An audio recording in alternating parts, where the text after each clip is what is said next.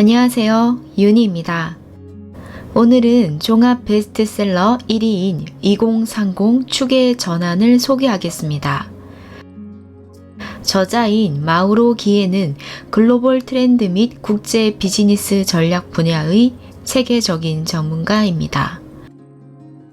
2030 축의 전환은 그의 연구를 정리한 것으로 오늘날의 거대한 흐름이 기업, 노동자, 소비자에게 어떤 영향을 미치는지 다각도에서 조명한 책입니다. 그러면 왜 2030년일까요? 모든 변화의 물결이 응집해 폭발적인 발생이 예측되는 시기이기 때문입니다. 중심축이 이동하고 세계 질서가 새롭게 재편될 것으로 전망됩니다. 인구, 사회, 경제, 기술 영역의 주요 메가 트렌드들이 수렴하여 어떤 모습으로 변할지, 완전히 새롭고 낯선 상황에서 우리는 무엇을 해야 할지 깊이 사색할 수 있을 것입니다. 이 책의 부제는 새로운 부와 힘을 탄생시킬 거대한 8가지 물결입니다. 저는 이 책 재미있게 읽었습니다. 책의 분량이 800페이지는 넘을 것 같은데 압축해서 400페이지로 만든 것이 아닐까 싶었습니다. 방대한 분야, 국가, 시간과 공간을 넘나드는 관점이 꽤 흥미로웠습니다. 현재 상황을 위기로 인지하고 계시다면, 이 위기를 기회로 만들고 싶다면 강력하게 추천드립니다. 들어가는 글, 시간은 우리를 기다려주지 않는다를 읽어드리겠습니다. 앞으로 어떤 미래가 펼쳐질지는 아무도 확실하게 알지 못한다. 아는 사람이 있다면 부디 연락하기를 바란다.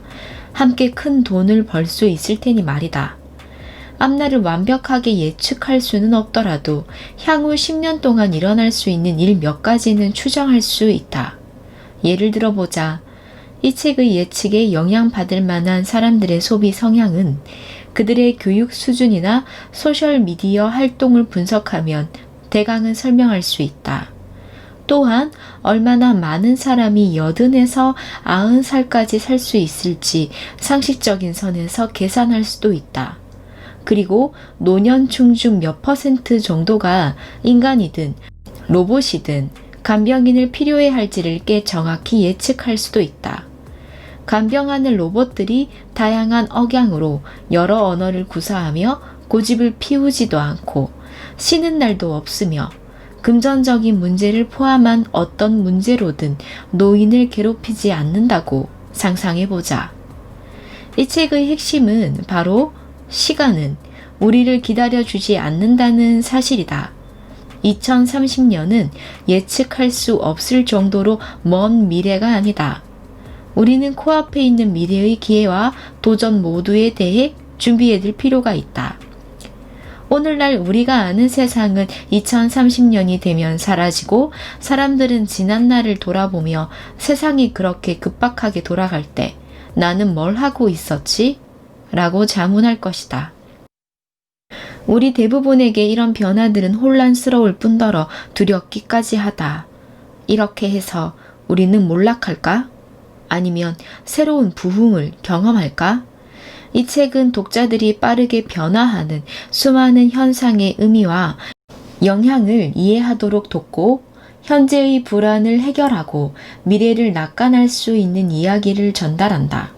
또한 새롭고도 낯선 상황 속에서 무엇을 해야 하고 하지 말아야 할지를 제시함으로써 앞으로 펼쳐질 새로운 변화를 헤쳐나가도록 도울 것이다.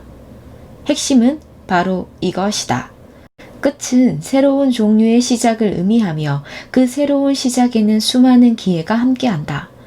눈에 보이지 않는 곳까지 파고들어 새로운 트렌드를 예측하고 단절보다는 소통을 택하며 자신과 자녀들, 배우자, 미래의 가족, 직장 등을 위해 올바른 결정을 내릴 줄 안다면 말이다. 변화의 충격은 모든 사람에게 영향을 미칠 것이다. 모든 것이 한꺼번에 뒤바뀌는 시대적 변화는 사소하고 작은 여러 변화들이 모여서 서서히 진행된다. 우리는 종종 간과하지만 지금도 이런 작은 변화들이 하나 둘씩 축적되고 있다. 천천히 떨어지는 물방울이 결국 그릇을 가득 채우는 법이다. 똑, 똑, 똑. 떨어지는 물방울 소리가 시계의 소리처럼 들리지 않는가?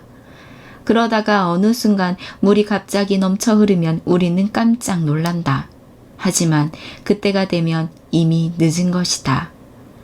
2030년에는 사하라 사막 이남 지역이 세계에서 인구 밀도가 가장 높은 지역 중 하나가 될 것이다. 그렇게 되면 중국과 한국, 일본 등이 포함된 동아시아 지역에서 비슷한 현상이 나타났던 20세기 말과는 다른 상황이 펼쳐질 것이다. 물론 아프리카의 케냐나 나이지리아 같은 나라의 출생률은 시간이 지날수록 낮아지고 있지만 대부분의 다른 나라들과 비교하면 여전히 훨씬 많은 아이들이 태어나고 있다. 게다가 이 지역에 사는 사람들의 기대 수명은 놀라울 정도로 늘고 있다. 인구 규모만으로는 큰 변화가 일어나지 않는다고 생각하는 사람들도 있을 것이다. 그렇다면 미래의 사람들이 얼마나 많은 돈을 벌고 그 사람들의 수가 얼마나 많아질지 생각해 보자. 2030년 무렵에는 아시아 시장이 일본을 제외하더라도 규모가 엄청나게 커져서 세계 소비 시장의 무게 중심이 동쪽으로 옮겨갈 것이다. 기업들은 시장의 흐름을 따라가는 수밖에 없으니 대부분의 새로운 상품과 서비스는 아시아 지역 소비자들의 취향을 반영할 것이다. 여기서 잠시 더 생각해 보자. 이런 추세에 서로 얽혀있는 상황들이 맞물리면 어떤 현상들이 나타날까? 세계 대부분의 지역에서 낮아지는 출생률은 우리가 점점 더 빠르게 노령화 사회로 진입하고 있음을 의미한다. 이런 인구 통계학적 변화의 상당 부분은 여성들이 주도하는데 점점 더 많은 여성들이 교육을 받고 가정 밖에서 경력을 개척하고 있으며 더 적은 자녀를 출산하고 있다. 우리가 미처 깨닫기도 전에 남성 백만장자들보다 여성 백만장자들의 수가 더 많아질 수도 있다. 부는 역시 도시 지역으로 집중된다. 전 세계 도시 지역의 인구는 일주일에 평균 150만 명씩 늘고 있다. 도시 지역이 차지하는 면적은 지구 전체 토지의 1%에 불과하지만 전체 인구의 55%가 거주하며 에너지 소비 및 탄소 가스 배출의 80%를 차지한다. 바로 이 때문에 기후변화를 개선하려고 노력할 때 도시 지역이 항상 먼저 거론된다. 한편 각 세대는 각기 다른 다양한 열망이나 포부를 드러낸다. 무언가를 소유하기보다는 공유 경제를 주장하는 밀레니얼 세대에 많은 관심이 쏠리고 있지만 이들에 대한 관심은 지나친 것일 수도 있다. 인구 비율로 봤을 때 향후 10년 안에 가장 많은 비중을 차지하는 세대는 60세 이상 노령 인구가 될 것이다. 현재 미국의 부의 80% 이상을 차지한 이들은 전 세계적으로 가장 큰 소비자 집단인 이른바 실버 시장을 만들어내고 있다. 이제는 대기업이든 중소기업이든 계속 살아남고 싶다면 노년층에 더 많은 관심을 돌려야 한다. 다음 그림을 살펴보자. 낮은 출생률, 새로운 세대, 새로운 중산층, 증가하는 여성의 부, 도시의 성장, 파괴적 기술 혁신, 새로운 소비, 새로운 화폐. 이 변화들을 따로 놓고 보면 어느 것도 전 세계적인 영향을 미치지는 못한다. 각각의 변화를 다른 것과 분리하여 추적하면 그 원인과 결과를 확인하고 예측할 수 있을 것이다. 이제 미국과 서유럽에서는 인구 노령화가 피할 수 없는 현실이 되고 있다. 그러는 사이에 대부분의 신흥공업국 시장에서는 더 젊은 세대들이 중산층으로 진입해 주도권을 행사하고 있다. 지금과는 다른 유형의 소비자들인 이들은 자신들의 습관이나 취향을 대단히 중요하게 생각한다. 중상층이 확대되면서 점점 더 많은 여성들이 이전에는 볼 수 없었던 유형으로 부를 축적하고 있다. 중산층 남녀들은 도시적 생활 방식을 지향하며 그 어느 때보다도 많이 전 세계의 도시들로 이주하고 있다. 그 도시에서는 수많은 발명가와 기업가가 나타나 현재의 기술을 뒤흔들며 혁신을 이끌고 있다. 이들은 새로운 기술로 과거의 습관이나 생활 방식 등을 파괴하며 가정이나 직장을 비롯해 자동차와 개인 생활용품에 이르는 모든 분야에서 새로운 발상들을 이끌어내고 있다. 이렇게 되면 또 다른 개념의 화폐들이 출현해 더 많이 퍼지고 더 쉽게 사용하는 세상이 올 것이다. 새로운 흐름들 중 일부는 이미 우리 앞에 나타나고 있다. 그렇지만 2030년은 되어야 의미 있는 결과를 이끌어낼 수 있는 이른바 인계 질량에 도달할 것이다. 이처럼 우리 주변에서 일어나는 변화들을 순차적으로 나타낸 그림은 간단하고 편리하다. 하지만 실제 세상은 그렇게 움직이지 않는다. 신생아가 적어지고 각 세대 사이에서 새로운 역학관계가 조성되는 이때, 우리는 전통적 삶에 관한 개념 몇 가지를 새롭게 생각해야 한다. 통년과 달리 노년층은 중요한 소비자다. 자신들만의 생활 방식이 있는 이들은 밀레니얼 세대만큼, 아니 그 이상으로 앞선 신기술 수용자가 될 가능성이 있다. 가상현실과 인공지능 혹은 로봇 공학 기술 등을 생각해보자. 이 기술들이 우리 삶의 마지막 시기를 어떻게 바꿀 수 있을까? 우리는 오래된 생각을 떨쳐야 할지도 모른다. 과거와 달리 우리는 학교에 다시 다니면서 예전보다 훨씬 많은 기술들을 새롭게 배울 수도 있다. 2019년 뉴욕 타임스에는 폐교 위기에 처한 초등학교에 입학한 한국 할머니들이라는 제목의 기사가 실리기도 했다. 그림 2를 살펴보자. 앞으로 다가올 세상에 대한 예측을 또 다른 그림으로 나타낸 것이다. 각 항목 사이를 시계 방향으로 도는 큰 화살표는 흐름들을 하나의 선으로 잇는다. 이것은 본질적으로 수직선상에 놓여 있었던 그림 1과 같지만 이번에는 둥글게 배치되어 있다. 그리고 이 하나의 선으로만 그림을 보면 의미를 오해할 수 있으므로 8개의 풍선 안에 들어있는 각각의 유행이나 흐름이 다른 7개와 상호작용하는 것을 작은 화살표로 나타냈다. 나는 이 책을 통해 각각의 수평적 관계를 살펴보고 독자들을 이렇게 얽히고 설킨 관계 속으로 안내해 전 세계에서 어떤 일들이 벌어지는지 보여주려고 한다. 특히 다가오는 2030년에 주목할 것이다. 나는 이런 밀접한 관계를 통한 발전상을 보여주고 이 발전이 어떻게 전개되며 2030년에는 과연 어떻게 인계 질량에 도달할지 설명하려고 한다. 이렇게 펼쳐지는 새로운 세상은 기회와 위험을 동시에 제공하므로 각 개인과 기업, 조직들도 새로운 시대의 강점과 약점을 동시에 드러낼 것이다. 이 책의 결론에서 역설했듯이 우리는 과거와는 다른 방식으로 새로운 세상에 접근할 필요가 있다. 마지막 부분에서는 새로운 현실과 기회를 이해하고 활용하는 데 유용한 원칙과 접근 방식들을 소개하겠다. 모든 것이 이미 시작되었고 우리 코앞까지 와 있다는 사실을 명심하자. 이 책의 본문을 꼭 읽어보시길 바랍니다. 저는 8가지 물결 중에 3가지만 간단하게 요약해 보겠습니다. 첫 번째, 출생률을 알면 미래가 보인다.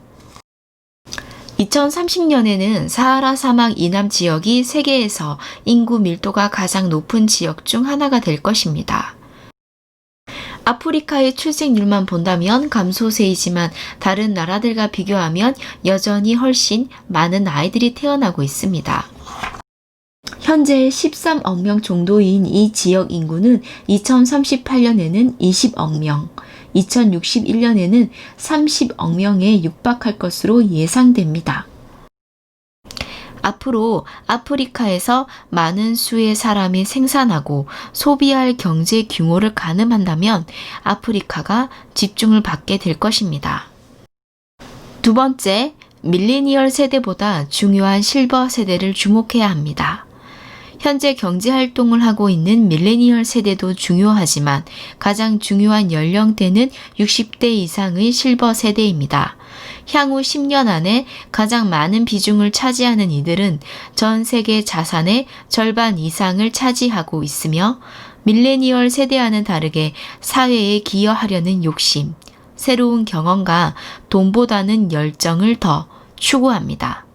또한 스마트폰을 소유하는 데 그쳤던 실버 세대들이 코로나19로 인해 스마트폰을 적극 사용하게 되고 육체 노동을 하지 않아도 되는 디지털 워크에 익숙해지면서 소비자에서 생산자로 활동하게 될 것입니다. 세 번째, 새로운 중산층의 탄생, 중국과 인도. 2030년이 되면 중국과 인도가 세계에서 가장 큰 소비자 시장이 될 것입니다. 특히 인도에서 젊고 교육 수준이 높은 인구가 증가함에 따라 가장 매력적인 신흥공업국 시장이 될 것입니다. 저자는 이 사실에 전 재산을 걸었다고 단호히 말합니다. 본문의 149쪽에 따르면 전 세계의 주요 상품들은 미국 소비자들의 기호가 아니라 개발도상국 중산층의 열망을 반영해 만들어질 것이라고 이야기합니다. 이 책의 요지는 시간은 우리를 기다려주지 않는다라는 것입니다. 제프 베조스는 이렇게 이야기합니다. 새로운 흐름과 싸우고 있는가? 그렇다면 미래와 싸우는 것과 다름없다. 새로운 흐름을 받아들여라. 그 흐름이 순풍이 되어 당신을 앞으로 이끌어 줄 테니까. 여러분과 제가 미래를 정확하게 예측할 수는 없을 것입니다. 하지만 조심스럽게 접근해 볼 수는 있습니다. 그러기 위해선 끊임없이 수평적으로 생각해야 합니다. 저자는 수평적 사고의 7가지 원칙을 제시하였습니다. 첫 번째, 멀리 보기. 두 번째, 다양한 길 모색하기. 세 번째, 천리길도 한 걸음부터. 네 번째, 막다른 상황 피하기. 다섯 번째, 불확실한 상황에서도 낙관적으로 접근하기. 여섯 번째, 역경을 두려워하지 않기. 마지막, 흐름을 놓치지 않기. 수평적 사고를 통해서 위기를 기회로 만드셨으면 좋겠습니다.